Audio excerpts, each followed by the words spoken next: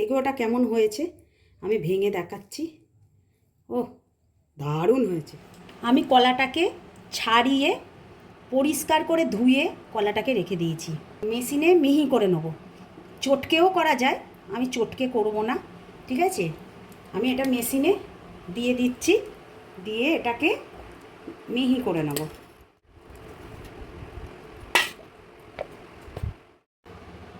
এই যে এটা মিহি করে মেশিনে হয়ে গেছে। ডেলা ডেলা থাকলে খেতে কেমন লাগবে, ওই জন্যে ওটাকে মিহি করে নিলাম। ঠেকুয়া তৈরি করতে গেলে আটা দিলে বেশি লাল লাল লাগে। সাদা ময়দাটা 2 বাটির মতন নিলাম, একটু বেশি বেশি বেশি ঠেকুয়া হবে, ওই কারণে আটা 1 বাটি নিলাম। তারপর সুজি দিয়ে দিলাম, একটু নুন দিয়ে দিলাম, মৌরি দিয়ে দিলাম, যে কলাটা পেস্টিং করে রেখেছিলাম সেটা দিয়ে দিলাম। আমি চিনিটা এখন দেবো না, চিনিটা দিলে আটাটা চ্যাটচ্যাটে মতন হয়ে যাবে। চিনিটা আমি মাখার পর দেবো।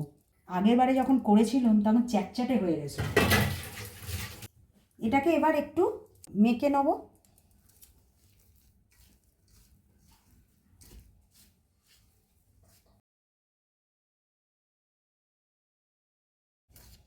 এটাকে আমি বেশি জল দেবো না, এটাকে কোনো জল না দিয়ে কলাতে যে এটা আছে তার মধ্যেই মাখার চেষ্টা করব আমি। এবার একটু ঘি দিয়ে দেবো যাতে খাস্তা হয় এটা। আগের বারে আমি সাদা তেল দিয়ে করে দেখিয়েছিলাম, এবারে ঘি দিয়ে করে দেখাচ্ছি। এবার এটা মাখা হয়ে গেছে, একটুখানি সামান্য রেখে দেবো। এবার আমি ঢাকাটা খুলছি, চিনিটা এবার মিশিয়ে একটু মেখে নেব। কেন চিনিটা দিইনি, কেন চিনিটা দিলে বড্ড আটাটা চ্যাটচ্যাটে মতন হয়ে যায়। এরকম করে চিনিটা দিয়ে আমি একটু মেখে নেব ভালোভাবে কষতে।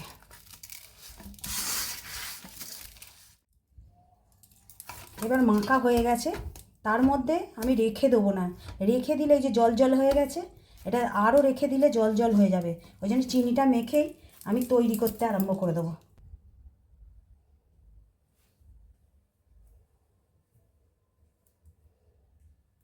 এটাকে করে একটা একটা করে করে এটাকে এরকম ডিজাইন করতে হবে।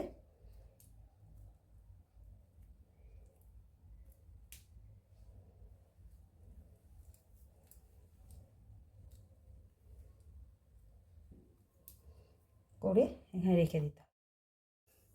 কড়াতে তেল দিয়ে তেলটা এবার একটু গরম হবে, ততক্ষণে আমি একটা একটা করে ঠেকুয়া তৈরি করে নিচ্ছি। আর তেলে একটা একটা করে ছাড়বো। তেলটা গরম হয়েছে কিনা দেখতে হবে।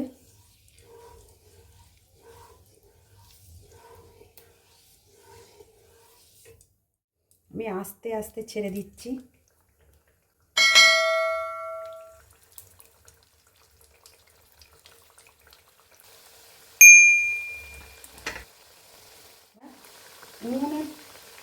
উনুনটা একটু আস্তে করে দেবো যাতে ভেতরটাও পরিষ্কার করে হয়।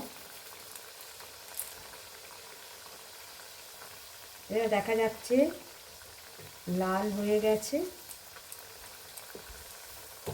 উল্টে দেব এই পিঠটা।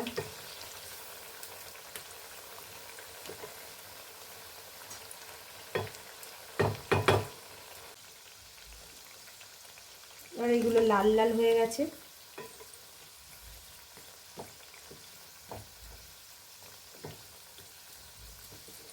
একটা একটা করে তুলে নেব।